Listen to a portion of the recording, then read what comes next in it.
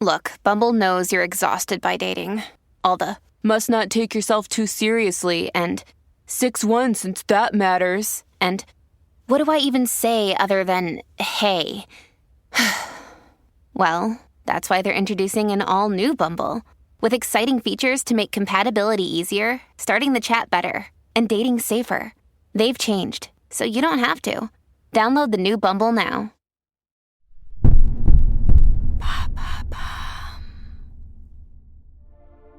Salut, c'est Lorraine de Bababam. Vendredi signifie le jour de Vénus. Vénus, c'est la déesse de l'amour dans la mythologie romaine. Et si vous écoutez True Story, c'est que vous aimez que l'on vous raconte des histoires extraordinaires. Alors pour célébrer la déesse de l'amour, découvrez chaque vendredi des histoires d'amour hors du commun de Love Story, le podcast de Bababam qui parle le mieux d'amour. On les appelle les chasseurs de nazis. Beat et Serge Klarsfeld ont consacré leur vie à la reconnaissance des crimes de la Shoah et à la mémoire des victimes. Leur soif de justice, leur courage, les a liés, elle, l'Allemande, et lui, le fils de déporté, pour la vie et pour l'histoire.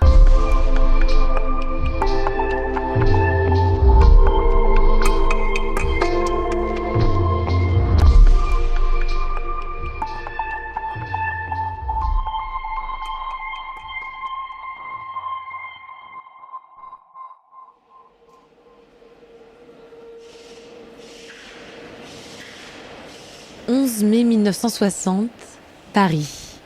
Deux jeunes gens se croisent sur le quai du métro Porte de Saint-Cloud. Il a 24 ans, est étudiant à Sciences Po. Elle en a 21, elle est fille au père. Il l'apostrophe « Vous êtes anglaise ?» Elle répond que non, et à sa voix, il reconnaît.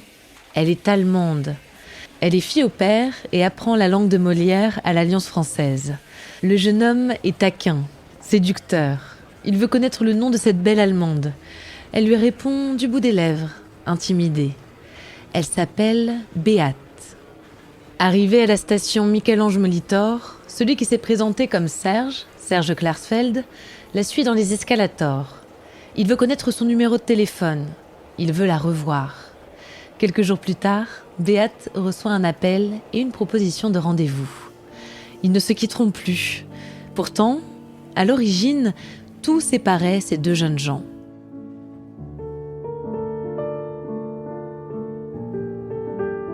L'enfance de Serge est partagée entre la France et la Roumanie, d'où est originaire son père, Arnaud. Au début de la guerre, Arnaud s'engage auprès de l'armée française pour combattre les nazis. Il est fait prisonnier en juin 40 et s'évade en 41. En 1943, la famille Klarsfeld vit à Nice. Dans la nuit du 30 septembre 1943, les SS viennent tambouriner à la porte. Le père, Arnaud, cache les enfants et sa femme dans une armoire à double fond avant de se livrer aux Allemands. Il est déporté à Auschwitz-Birkenau. Serge ne le reverra jamais.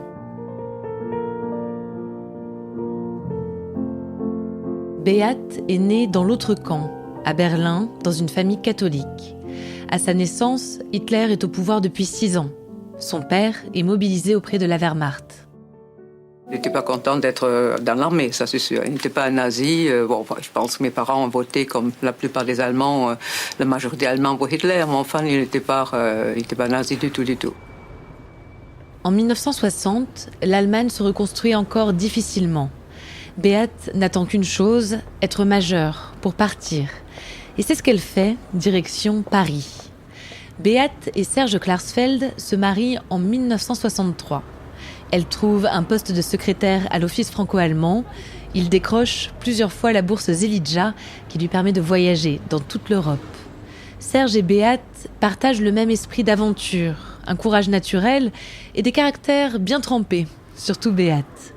Ensemble, ils s'engagent pour la mémoire, celle des crimes de la Shoah. Ils ont désormais un but commun, débusquer les nazis restés impunis, qu'ils soient encore en fonction ou bien cachés à l'autre bout du monde. Appartenant à un peuple qui a massacré 6 millions d'innocentes victimes, j'ai essayé en tant qu'Allemande justement d'assumer mes responsabilités.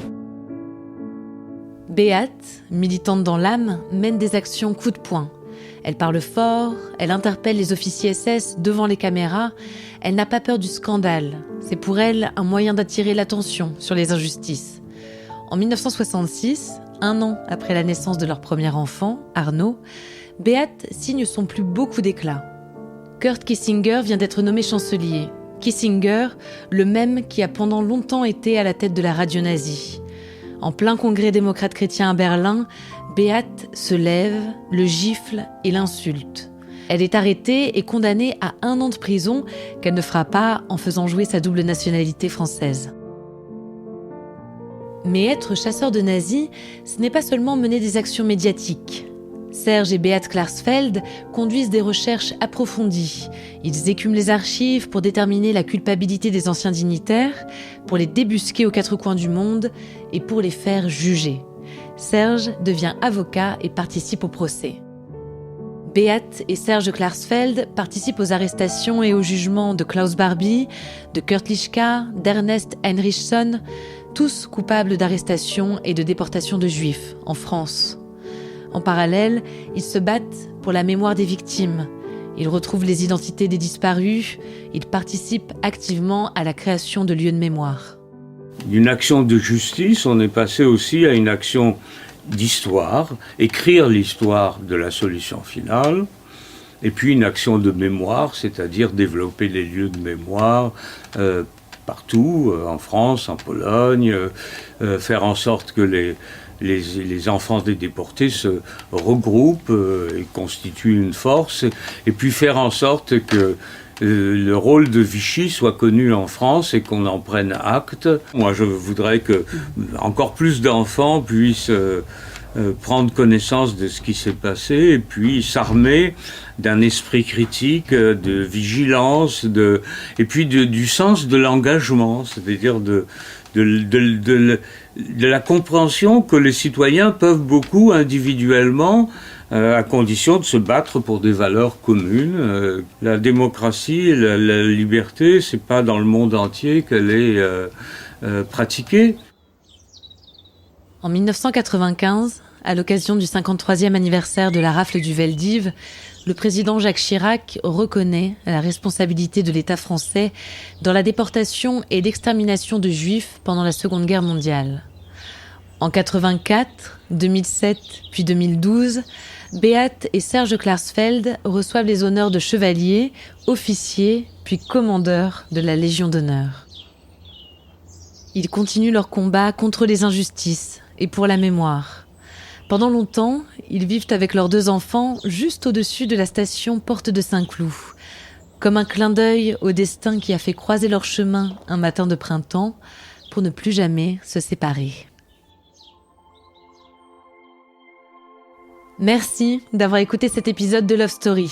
Ça vous a plu ? Dites-le avec des étoiles sur votre plateforme d'écoute favorite. On revient la semaine prochaine avec un nouvel épisode de Love Story. On parlera d'un nouveau couple d'une vie, 2 personnes qui ont traversé les époques côte à côte.